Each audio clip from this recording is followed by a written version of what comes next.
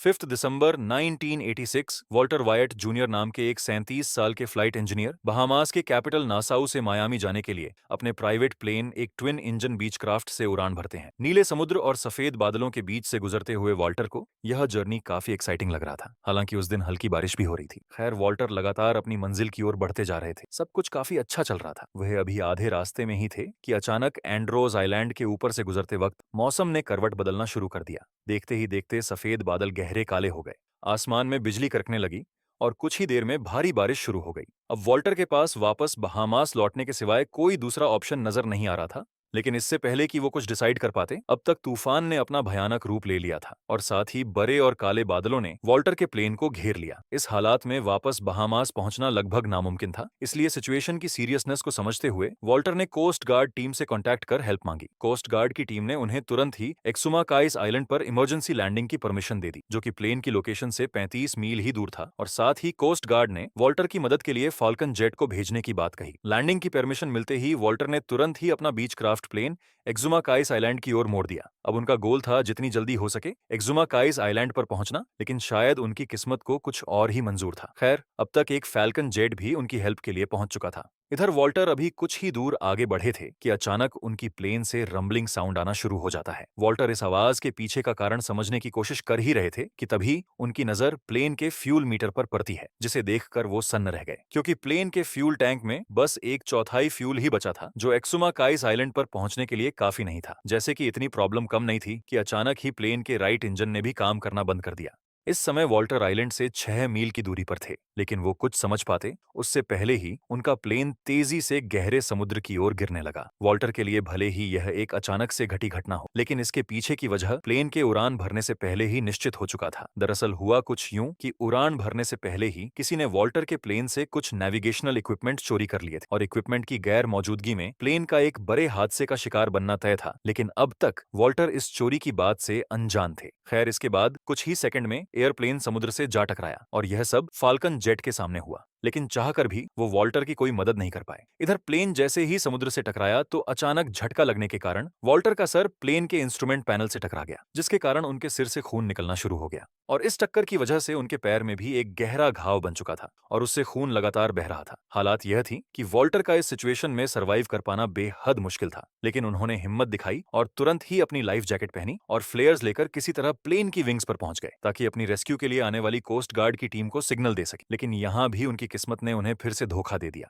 क्योंकि जो फ्लेयर्स वह अपने साथ लेकर गए थे वह गीली होने की वजह से जल ही नहीं पाई। इसीलिए वॉल्टर अपने वहां फंसे होने का किसी भी तरह का सिग्नल रेस्क्यूअर्स को नहीं दे पाए। हालांकि एयरक्राफ्ट उनकी रेस्क्यू के लिए आई तो थी, लेकिन कोई भी सिग्नल नहीं मिलने और काफी अंधेरा होने के कारण उनके जिंदा बचने की आखिरी उम्मीद भी उनके आंखों के सामने से सिर्फ 200 फीट की दूरी से ही निकल गई थी। इधर वॉल्टर को अभी तक जिंदा रहने में साथ निभाने वाला प्लेन का विंग भी उनका साथ छोड़ने लगा था, क्योंकि प्लेन तेजी से समुद्र के गहरे पानी में समा रहा था। ऐसे में वॉल्टर को ना चाहते हुए भी प्लेन के विंग को छोड़कर पानी में छलांग लगानी पड़ी। अब वॉल्टर के सामने चुनौती थी तो अपने आप को जिंदा बचाए रखने, क्योंकि घनघोर अंधेरा, हड्डियां गला देने वाला ठंडा पानी और उनकी खून से अट्रैक्ट हुई समुद्र में मौजूद भूखी शार्क्स। ऐसे में वो चारों तरफ से मौत से घिरे हुए थे और अब किस ओर से मौत कब दस्तक दे दे कुछ कहा नहीं जा सकता था। इस स्थिति में वॉल्टर चाहे जितना चीखते चिल्लाते, बीच समुद्र में कोई उनकी मदद को नहीं आने वाला था। खैर, अभी तो मुसीबतों का सिलसिला शुरू ही हुआ था। हुआ यूं कि अब उनके लाइफ जैकेट से एयर भी लीक होने लगा था, जिसकी वजह से वो ज्यादा देर तक पानी में फ्लोट नहीं कर पाते। लेकिन वॉल्टर ने फिर भी हिम्मत नहीं हारी और इसी कोशिश में लॉजिकली सोचते हुए उन्होंने अपनी लाइफ जैकेट में किसी तरह हवा भरी और उस पर लेट गए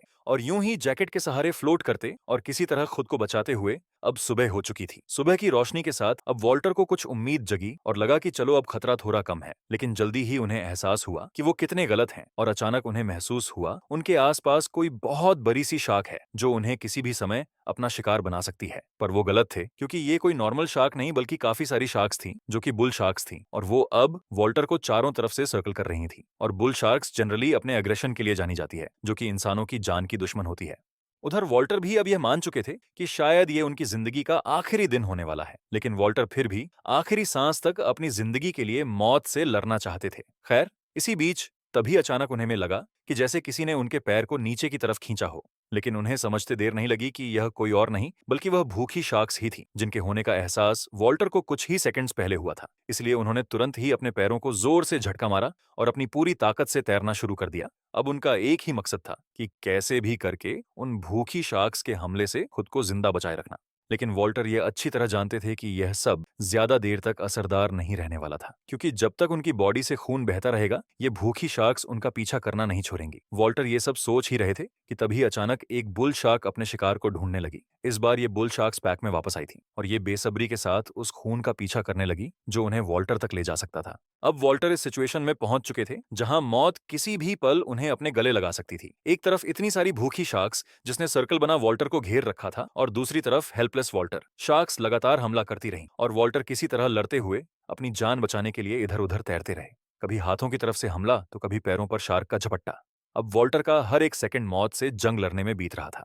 हालांकि अब वॉल्टर की हिम्मत भी जवाब देने लगी थी, क्योंकि इतने लंबे समय तक बिना कुछ खाए पिए घायल और कपकपा देने वाले इस ठंडे पानी में तैरते रहने से वो काफी ज्यादा थक चुके थे और अब उनका शरीर भी उनका साथ छोड़ने लगा। लेकिन उनके जीने की जिद और जुनून को देखते हुए शायद भगवान ने भी उनकी सुन ली, और फिर वो हुआ जिसकी उम्मीद वो शायद छोड़ ही चुके थे। उन्हें आसमान में एक गड़गड़ाहट सुनाई दी। जैसे ही वॉल्टर ने आसमान की ओर देखा तो खुशी से उनकी आंखें भर आईं, क्योंकि यह वही फाल्कन जेट था जो उन्हें एक बार फिर से ढूंढने निकला था। इसके बाद इन शार्क्स के बीच एक शिकार के रूप में फंसे वॉल्टर के अंदर अब जिंदा रहने की नई उम्मीद जाग गई थी। इसलिए फैल्कन जेट को देखते ही वॉल्टर उसकी तरफ इशारा करने लगे और इधर पायलट ने भी उन्हें देख लिया था। लेकिन स्ट्रेंजली फैल्कन जेट वॉल्टर के करीब तो आया, लेकिन उन्हें देखकर वापस लौट गया, इससे पहले कि वॉल्टर को कुछ समझ आता कि आखिर यह क्या हुआ और मदद उनके इतने करीब आकर वापस क्यों लौट गई। लेकिन अब तक वॉल्टर कुछ समझ पाते उससे पहले ही कोस्ट गार्ड की एक स्लीक बोट तेज रफ्तार से वॉल्टर के पास आई, जिसे फैल्कन जेट द्वारा रेडियो सिग्नल दिया गया था। और फाइनली बोट में आए रेस्क्यूअर्स ने तुरंत ही वॉल्टर को पानी से बाहर निकाला और फर्स्ट एड दिया। लेकिन इसके बाद जब वॉल्टर ने उन्हें अपनी आप बीती सुनाई और उन लोगों ने वॉल्टर के कंडीशन को देखा तो एक पल को तो उन्हें भी विश्वास नहीं हुआ कि भूखी शार्क्स और समुद्र के ठंडे पानी के बीच घायल वॉल्टर अभी भी जिंदा है। लेकिन यह तो वॉल्टर के जिंदा रहने की जिद और उनका हौसला ही था जिसने मौत को अपना रास्ता बदलने पर मजबूर कर दिया। और अल्टीमेटली एक प्लेन क्रैश और 15 घंटे से भी ज्यादा समय तक हड्डियां गला देने वाले ठंडे पानी और जानलेवा बुल शार्क्स के बीच रहने के बाद आखिरकार वॉल्टर को बचा लिया गया। शायद इसीलिए ही कहते हैं ना, that where there is a will there is a way.